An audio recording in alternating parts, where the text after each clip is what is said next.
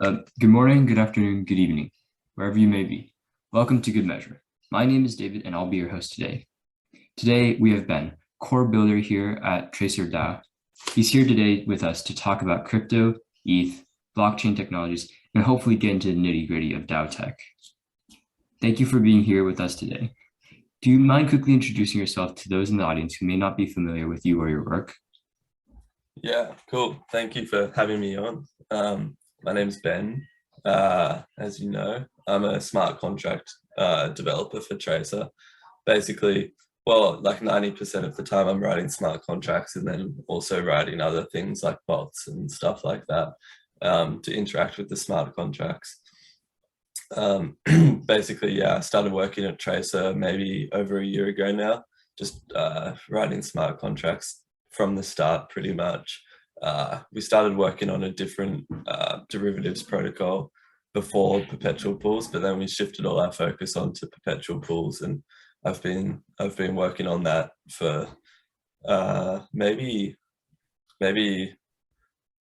4 to 6 months, I want to say, in that sort of realm, I guess. But yeah. Right. So yeah, first off, congratulations. I heard that since September of last year, after the launch of your perpetual pools product on Arbitrum, there have been about $350 million worth of trades and transactions being processed on that platform as of January 25. And so just before I start, big congratulations. Cool. What are some of the most important things for DAO to do to remain competitive in this industry, and what makes one so secure and trustworthy within or above the industry standard for a DAO? Yeah, so like I guess the easy explanation for what makes a DAO competitive is it's a combination of a few different things. The two main things, in my opinion, are having a half decent idea and then being able to execute on that idea. But then there's also like the other important aspects, like being able to sort of like foster and manage like a healthy community around your product, which kind of, I guess, like falls under the umbrella term of umbrella of like being able to execute on your idea, because ultimately it's the community that sort of like executes on it at the end of the day. If you're a decentralized sort of entity, the execution of your idea is obviously the hardest part that DAOs often struggle to get right, just because there's so many things that are like sort of unestablished when it comes to DAO best practices. Some try to go like without any sort of hierarchy, whereas some try to establish hierarchies, and there's obviously trade-offs between them, and DAOs often struggle to get these trade-offs sort of in a sweet spot, I guess. So like, yeah, it's obviously like pretty difficult, and DAOs like haven't really been like, I guess, solved in that sort of sense, like the traditional corporation has. So yeah, but as to what makes a DAO more secure, or like what makes it secure enough to the industry standards, I guess the trustlessness can always end up on a spectrum. The more trustless a DAO is, obviously it's going to be sort of more secure in that sense. If you have a DAO that's essentially like completely controlled by like one person, and it's just like the community just sort of like sort of like participates in the Discord but doesn't actually like decide what happens, then obviously that's not going to be like as secure as a DAO where everything's completely on chain and nothing gets executed unless the entire sort of DAO participates in an on-chain vote. So I guess like, I don't know, there's no real industry standards that have been set yet, just due to the sort of like, I guess, the fact that the market's so new and like DAOs are such a new concept. But I'd say like, I guess like the industry standard is sort of replaced by like whatever the general community sort of considers to be safe enough, if that makes sense. And so speaking about participations and voting within the DAO, how does exactly Tracer use DAO? I've seen many things such as like snapshots and proposals. And so how exactly does the community vote on certain topics on or things to be applied to the DAO? Yeah, so at the moment, we have like a hybrid off-chain, on-chain sort of system with our DAO. We started with 100% on-chain, where every proposal went through an on-chain voting process.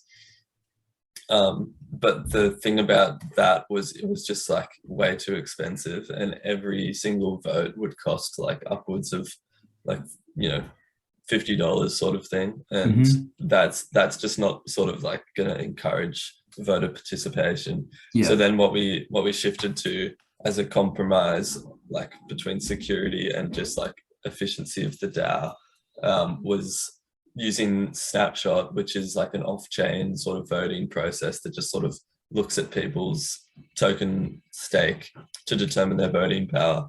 And then we have a multi-sig of, I think it's seven people who the DAO voted on to give this multi-sig sort of like privilege to, and then they can vote, they can execute the proposals on chain.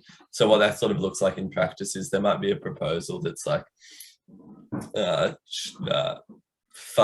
give some money to this DAO so that they can do this work for us, and that'll go up on Snapshot. People will be able to vote without paying any gas, and then assuming that passes, the multi-sig executes that transaction on chain. And this was pretty like positively received, but well, like, I mean, the DAO voted on it pretty much unanimously, just because nobody likes paying $50 just to vote. So yeah, that's basically how it works. And so that was also a very recent proposal, right? Like not very recent, but like it was in the last few months, right? To bring the multi-sig in? Yeah, I think so, right? Or was that... I think that was I want to say it was like in the first half of last year, actually. Oh wow, okay. Oh, I think I saw I think I saw another proposal then. No worries about that. And so I think we're voting to maybe change some of the members of the multi-sig, but I'm not too sure about that. Yeah, because I remember seeing something on Snapshot of like talking about how, oh, like we're voting on some new members, and so I was like, oh, that's interesting. Oh, that might have been the growth fund proposal, actually. Oh yeah, it was the growth fund. Yeah, I remember. Yeah. Which is essentially like a what most DAOs call their grants DAO, basically. So like it's the like the sub DAO, I guess, that gives grants to people to work on things for the protocol. And so I guess moving on, so what are the actual like benefits of building a platform on ETH? And I know that there are a lot of other platforms that allow for DAOs to be built on top of them. And so what are some of the certain benefits that set ETH apart from its competition? Yeah, so the thing about Ethereum is it aims to be the consensus layer, which is to say that it's sort of like subscribing to what people refer to as the modular blockchain thesis, which is basically the idea that you'll have like a base layer sort of like blockchain, which is super secure, called the consensus layer. And then you'll have execution layers on top of this, which essentially do the execution or the expensive sort of computation, and then just report data back to the consensus layer to maintain the security. So this is what like rollups are essentially. Like things like Arbitrum and stuff, they're execution layers that use Ethereum as their consensus layer. So Tracer is deployed on Arbitrum, which is as I said, a rollup on Ethereum. So the main sort of, I guess, argument for a lot of the alternative layer ones is that they're like cheaper and you don't have to pay heaps of money to do transactions. But the like Arbitrum's much cheaper than layer one. It only costs, you know, maximum. I mean, the maximum I've seen for an expensive transaction is like a few dollars. But it's constantly sort of like just gradually getting cheaper and cheaper. So that sort of argument for using an alternative layer one doesn't really hold if you're using a roll up. and you still benefit off the ecosystem of Ethereum, which is like pretty much unbeaten in a lot of ways as well. So like, yeah, there's lots of benefits of it over alternative layer ones. Okay. And so I'm not too exactly sure about this, so I'd really like to learn a bit more about this. And so how has Tracer been able to bring leveraged tokens to the market? Yeah, so one of the guys in our team, he had this idea for like a while before we started actually like exploring it a bit further. But this idea of like, you have some smart contract where you can deposit money, like say for example USDC, into the contract on one of two sides of like a pool, I guess, of this token. And if the price moves in a certain direction of if the price of, so say like, I guess to backtrack a bit, you put money into a pool and that pool tracks like an oracle price, so like a Chainlink oracle price of say like the ETH USD price. And if the price moves in a certain direction, the money from one side of the pool gets shifted into the other side of the pool, and then the members of the pool who got the money shifted into their side, they sort of benefit from that, from having more money in their pool, basically. So like, I guess that's like how the idea started off. But then we sort of explored it, and like obviously we've reached like the ability to sort of tokenize this concept and get some like pretty cool, like, I guess, features involved in it. But basically, yeah, it started from this guy's idea, and then we just sort of like built it out and like fine-tuned some of the like the nitty-gritty details. But yeah, so it's basically like a pretty simple concept of like, you have two sides of the pool, you have an oracle that you're tracking. If the price goes up, money will move from the short side of the pool into the long side of the pool, and then any member of the long side of the pool can like cash out a larger portion of the collateral than what they deposited, essentially. Yeah. And vice versa. And then you can add things like leverage onto this, different sort of like pricing, pricing methods. So instead of just a spot price, you can use simple moving average prices and all that sort of stuff. So yeah.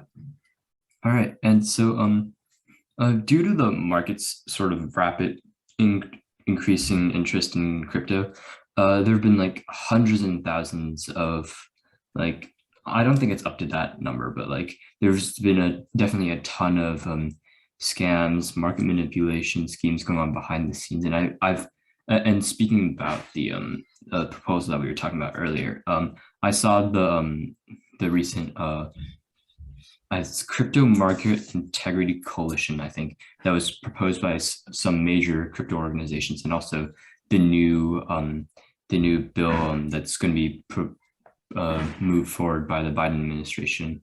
And so what do you think is really the, not the best way, but an ideal way to regulate this market? And is some of that also being applied in the way that Tracer is viewing the DAO? Yeah, I mean, like, it's definitely not sort of my like area of expertise, but like, I think if you like, when the government approaches it in a way that is like sort of like not the sort of knee-jerk reaction of like it's something new, like it's a new sort of like emerging technology, like don't just sort of like attack it. Like things like the Wyoming DAO bill, like definitely like very positive steps in the right direction, because they allow the sort of like integration of this into sort of like real world legislation in a way that's sort of like healthy for, I guess, both like parties. And I also think like there's a definitely like space to sort of grow in the like the realm of like reputation, because on-chain reputation is something that like is pretty like underexplored. There's Reputation DAO, which is like basically doing like the best job of this so far. and like integrating like reputation systems like into different sort of like aspects of the blockchain, I guess, like ecosystem. And then like if the government can sort of like leverage that and utilize that, then like I think that's like, I don't know, a good step in the right direction, I'd say. All right, sounds awesome. And for those who may be listening to this video who might be interested in smart contracts in the DAO, how do you recommend them get started with this sort of technology? And are there any like websites, is there any sort of like place that you recommend them go to approach this sort of new technology? Yeah, I mean, if you wanted to sort of like get a crash course on smart contract development, the sort of stock standard, I guess, place to go is just Crypto Zombies. It's pretty like boring, but if you just like pump through it, you can get like a good like crash course sort of knowledge on how to write smart contracts. And then like if you want to keep going on the development side of things, like something that I found recently, which seems pretty good, I think it's still like largely a working process, is if you go to devpill.me, so devpill.me, it's like a tutorial written by like an Ethereum like smart contract developer and like some other people as well collaborating on it. That seems to be like a pretty good place to go. And then just like if you follow smart contract engineers on Twitter, like I think that's a good way to just sort of like expose yourself to a lot of the stuff that they're doing from a technical perspective. And if you want to, I guess, like if you want to learn like about DeFi more in general, like the best place to start, in my opinion, is just learning like the sort of like the fundamental protocols, like learning how Uniswap works, learn how like Aave works, learn how Curve works, and Yearn Finance and all that sort of stuff. Learn how those work, because they're essentially like the fundamentals, and most things are sort of like built on top of those, if you know what I mean. And then like maybe some derivative sort of stuff, like I guess Tracer and like some of the other derivative protocols. And yeah, I guess like, I don't know, that's how I'd approach it. All right, yeah. Well, thank you for being here. Is there anything else before we end today that you'd like to sort of shout out? Anything you want to plug in? I mean, obviously I work on Tracer. If you want to sort of get involved in the Tracer DAO, then definitely like join our Discord. If you go to tracer.finance, it should be on that website.